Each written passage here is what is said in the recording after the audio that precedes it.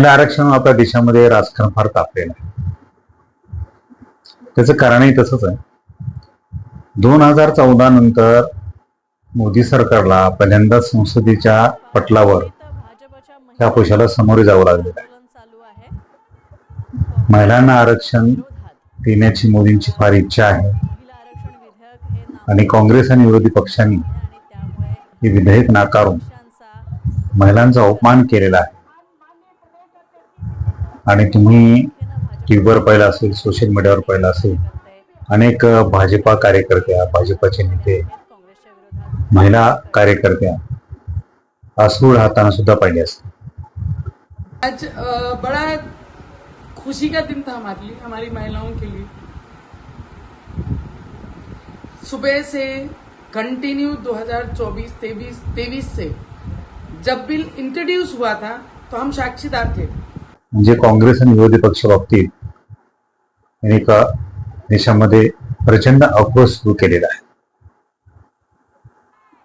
खरं पाहता महिला आरक्षण विधेयक ही एक घटना दुरुस्ती होती आणि घटना दुरुस्तीला 2/3 मताची गरज असते. 2/3 मताचा आकडा भारतीय जनता पार्टीकडे सध्या संसदेमध्ये नाहीये. म्हणजे आपण ते विधेयक मंजूर करू शकत नाहीत आपल्या मताच्या जोरावर. तरी सुद्धा मोदी सरकारनं हे विधेयक चर्चेला आणलं. पण विशेष अधिवेशन बोलून ते आणलं. 2 राज्यामध्ये निवडणुकीचा प्रचार सुरू आहे. त्याचं मतदान होत आहे. मतदान होणार असून सुद्धा लोकांना प्रभावित करेल अशा पद्धतीचे विधेयक संसदेमध्ये मांडलं गेलं आणि निवडणूक आयोगानं त्याच्यावर एक शब्दाचाही आक्षेप घेतला नाही. तर विधेयक मांडल्यानंतर विधेयकाचं वाचन झालं. त्याच्यावर 21 तास चर्चा झाली. विरोधकांनी त्यांची मतं मांडली आणि विधेयक नामंजूर झालं. एखाद्या विधेयकावर मत मांडणं आणि त्या विधेयकाच्या बाजूने किंवा विरोधाने मतदान करणं हा तो प्रत्येक खासदाराचा अधिकार आहे. एखादं विधेयक संसदेमध्ये जर नामंजूर झालं तर ते मंजूर करण्याची एक संसदीय कार्यपद्धती आहे.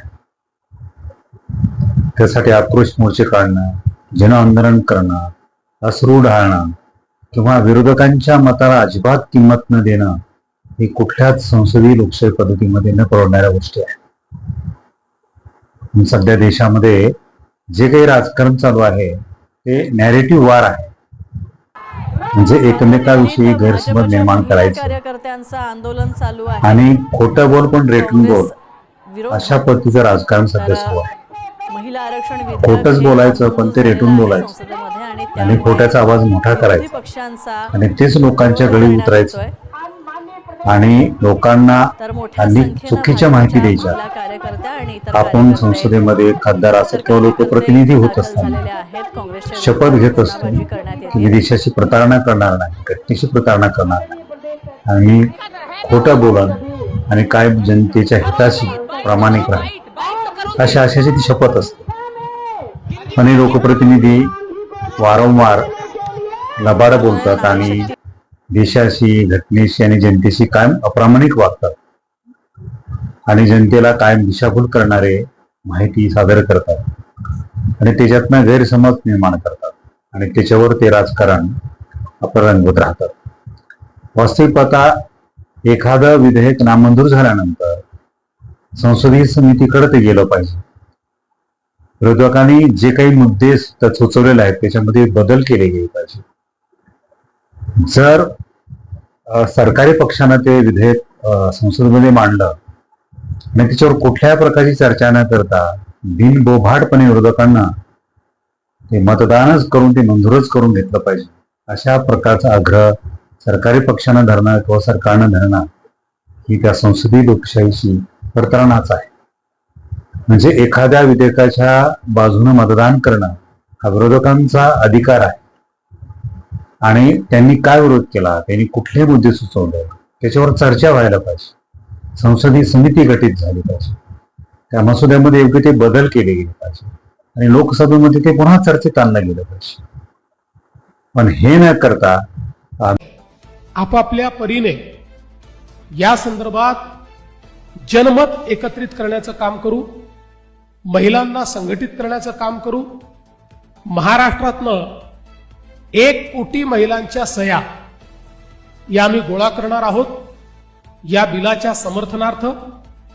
त्यासोबत तालुका स्तरापर्यंत मोठ्या प्रमाणात जनजागृती करणार आहोत. ही 1 कोटीच्या सह्याची मोहीम आखून आम्ही प्रत्येक लोकांपर्यंत घेऊन जाऊ आणि विरोधक जे काही महिला आरक्षणाच्या बाबतीत जे काही बोलत आहेत, 2023लाच ते मंजूर झालेलं आहे आणि त्या आरक्षणाच्या आडून डिमिलिटेशनचा जो काही प्रस्ताव आहे मतदारसंघाचा पुनर्रचनेचा, तो करण्याचा सरकारचा घाट आहे आणि त्या गोष्टीला आमचा विरोध आहे असं विरोधक सांगतायत.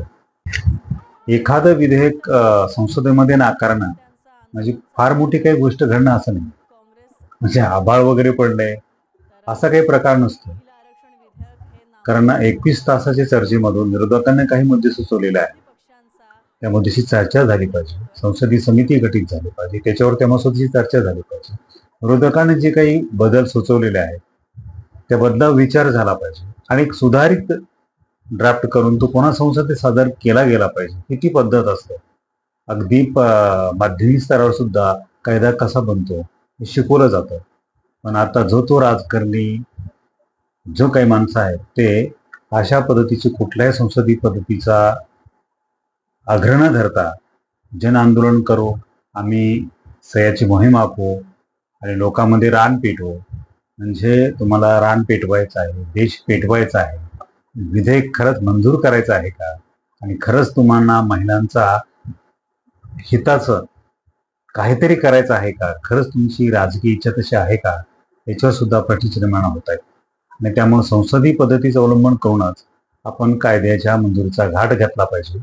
भारतीय जनता पार्टीनं जे काही आता आंदोलनाचं जे काही पवित्रा घेतला आहे ते विधेयक मंजूर करून घेण्याची नक्कीच ही पद्धत नाहीये. राग पेटून एक गैरसमज पसरवण्याचा प्रयत्न विरोधक आणि सरकार करत आहेत. खरं हे लोकशाहीच्या मूल्यापासून कुठंतरी दूर चाललेलं आहे आणि ह्यांना महिलांच्या हिताचं न पडता ह्यांना राजकारण करायचं आहे. आणि बघू आता कोण कुणाचा गैरसमज अधिक गडद करू शकतंय आणि कोण नॅरेटिव्ह पसरण्यामध्ये जिंकत आहे हेच तर खरं त्यांना पाहिजे आहे.